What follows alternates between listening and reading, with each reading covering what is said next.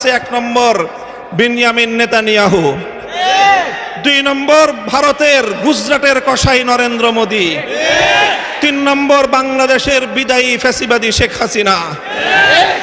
এই শেখ হাসিনা এখন গিয়ে খুনের নেশায় মাতাল হয়ে নরেন্দ্র মোদির সাথে আখড়া করেছে। যদি সেখান থেকে বসে বাংলাদেশের স্বাধীনতার উপর কোনো হস্তক্ষেপ করার চেষ্টা করা হয়, তাহলে বাংলাদেশের মাটিতে ভারতীয় দূতাবাস থাকতে পারবে না। শেখ হাসিনার বিরুদ্ধে বাংলাদেশে বিভিন্ন থানায় আদালতে হত্যা মামলা দায়ের হয়েছে।